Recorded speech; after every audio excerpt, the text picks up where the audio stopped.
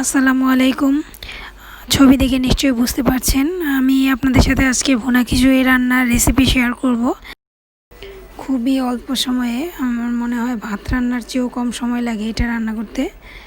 আপনারা একবার ট্রাই করে দেখবেন, মাংসের সাথে বা বেগুন ভাজা যে কোনো কিছুর সাথে, আচারের সাথেও খেতে পারেন। খুবই মজার এই খিচুড়িটা। চলুন দেখি কিভাবে রান্না করা যায়। পোলার চাল দিয়ে রান্না করতে হয় এটা। আসুন দেখা যাক। আমি এখানে 1 কাপ পরিমাণ ডাল নিয়েছি। এটা মুগ ডাল ভেজে পানিতে ভিজিয়ে রাখতে হবে। 15-20 মিনিট পানির মধ্যে, গরম পানির মধ্যে ভিজিয়ে রাখলে মুগ ডালটা একদম নরম হয়ে যায়। মুগ ডালটা ভেজাতে দিয়ে আমরা পোলার চাল ধুয়ে নিব। এখানে আধা কেজি পরিমাণ চাল আছে, পোলার চাল আছে। আধা কেজি পরিমাণ পোলার চাল ধুয়ে পানি ঝরিয়ে নিব। এরপর চলুন রান্নায় চলে যাই। আসলে মুগ ডালটা ভিজতে ভিজতে ওই সময়ের মধ্যে আপনারা পেঁয়াজ কেটে কাঁচামরিচ টরিচ রেডি করে নিতে পারেন। তেলটা গরম হলে আমরা পেঁয়াজ কুচি দিয়ে দেব। পেঁয়াজ কুচিটা অর্ধেকটা পেঁয়াজ কুচি দিব, কারণ এই খিচুড়ির উপরে আসলে একটু বেরেস্তা দিলে ভাল লাগে, এজন্য একটু বেরেস্তা করে নিব আমি অর্ধেকটা পেঁয়াজ দিয়ে। তারপর বাকি পেঁয়াজটা দিয়ে, ওই তেলের মধ্যেই বাকি পেঁয়াজটা দিয়ে আমি রান্না শুরু করে দেব। আসলে এই রান্নাটা করতে খুবই অল্প সময় লাগে এবং খুবই অল্প মশলায় রান্না করা যায় এটা। শুধু জাস্ট রান্নার সিস্টেমটা জানলেই হলো। পেঁয়াজটা কিছুক্ষণ ভেজে নিব। হালকা কিছুক্ষণ ভাজা হলেই আমরা এক এক করে মশলাগুলো দিয়ে দেব। এই খিচুড়ির মধ্যে আসলে পানিটা আপনি একটু মেপে দিতে পারলে আর মুগ ডালটা একটু ভিজিয়ে নরম করতে পারলে খিচুড়িটা রান্না করতে একদমই সময় লাগে না। আর এই হলুদ দিয়ে দিলাম 1.5 চামচের মতো হলুদ, 1.5 চা চামচ পরিমাণ। আর 1 টেবিল চামচ পরিমাণ আদা এবং রসুন পেস্ট, 1 চা চামচ পরিমাণ জিরা বাটাটা অবশ্যই দিবেন, কারণ এটা দিলে এটার স্বাদটা দ্বিগুণ বাড়িয়ে দিবে। আর যা বলছিলাম, এটা আসলে মুগ ডালটা ভেজে গরম পানিতে ভেজাবেন, কারণ মুগ ডালটা যদি ভালো করে না ভেজে তাহলে খিচুড়িটার মধ্যে ডালটা পুটপুটা থেকে যাবে, ওটা ভালো লাগবে না খেতে। এই জন্য গরম পানিতে 15-20 মিনিট ভিজিয়ে রাখবেন।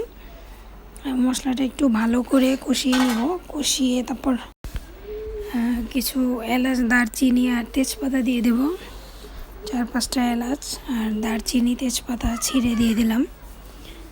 এটা একটু ভেজে নিব। ভেজে নিয়ে ডালটা দিয়ে দেব। ডালটা আসলে সবার আগে দিবেন, কারণ ডালটা তো কাঁচা একদমই, আর পোলার চাল সেদ্ধ হতে সময় লাগে না, এই জন্য ডালটা আগে দিবেন। আগে দিয়ে কিছুক্ষণ নেড়ে চেড়ে তারপর পোলার চালটা দিতে হবে। ডালটা মশলার সাথে ভালো করে মিশিয়ে নিব। মিশিয়ে পরিমাণ মতো লবণ দিয়ে দিব।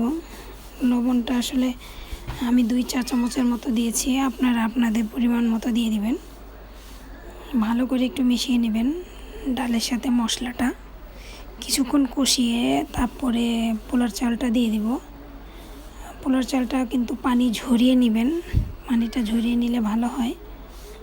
যাই হোক, ভালো করে মিশিয়ে নিতে হবে। এটা মশলার সাথে চাল, ডাল এবং মশলাটা ভালো করে মিশিয়ে তারপরে পানি দিয়ে দিতে হবে। পানিটা আমরা মেপে দিব। এখানে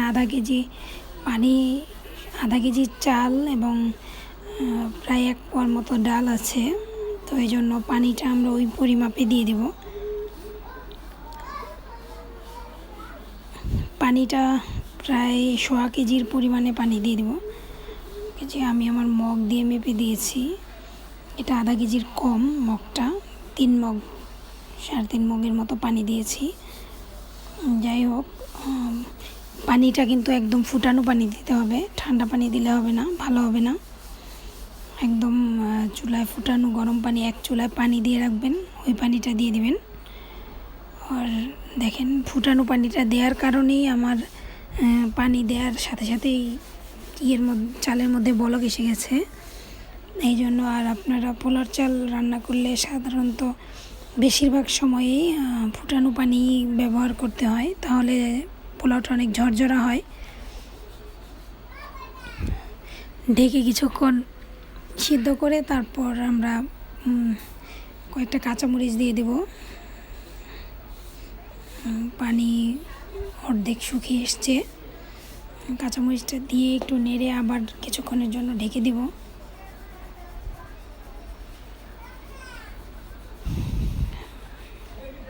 কিছুক্ষণের জন্য ঢেকে তারপরে এখানে কিছু মটরশুঁটি অ্যাড করব। আমি মটরশুঁটিটা আসলে আগে থেকেই সিদ্ধ করে ফ্রিজে রাখি, ডিপে রেখে দিই বাটি ভরে। যখন অফ সিজনে, এখন তো মটরশুঁটি পাওয়া যায় না, তো ফ্রিজ থেকে দিয়েছি আমি এটা আমার সেদ্ধ করাই, এই জন্য পরে দিয়েছি। আর যদি টাটকা মটরশুঁটি দিতাম তাহলে পানি দেওয়ার সাথে সাথেই মটরশুঁটিটা দিয়ে দিতে হতো, পানি বলক আসলেই। দেখেন মটরশুঁটিটা দিয়ে খিচুড়িটা ভালো করে মিক্সড করে তারপরে আবার কিছুক্ষণ ঢেকে দেব। আপনারা চাইলে মটরশুঁটিটা নাও দিতে পারেন, আমার পছন্দ এই জন্য আমি দিয়েছি। ভুনা খিচুড়িতে আসলে মটরশুঁটি অনেকে হয়তো দেয় না, আমার ভালো লাগে এই জন্য আমি দিয়েছি। এবার ভালো করে চাপিয়ে চালটা একদম সমান করে তারপরে কিছুক্ষণ দমে রেখে দিলেই হয়ে গেল আমাদের ঝরঝরে ভুনা খিচুড়ি। এই খিচুড়ি রান্না করতে একদমই সময় লাগে না, সব ইনগ্রিডিয়েন্টস রেডি করে রাখলে আসলে 15 থেকে 20 মিনিটের মধ্যে খিচুড়ি হয়ে যায়। যাই হোক, চলুন আমরা খেয়ে নিব ভুনা খিচুড়ি। ঝটপট করে রান্না করেছি, এখন চটপট করে খেয়ে ফেলবো। অনেক মজার, অনেক স্বাদের ভুনা খিচুড়ি। ভালো থাকবেন, দোয়া করবেন সবাই, আর আমার চ্যানেলটি সাবস্ক্রাইব করে আমার সাথেই থাকবেন। আল্লাহ হাফেজ, আসসালামু আলাইকুম।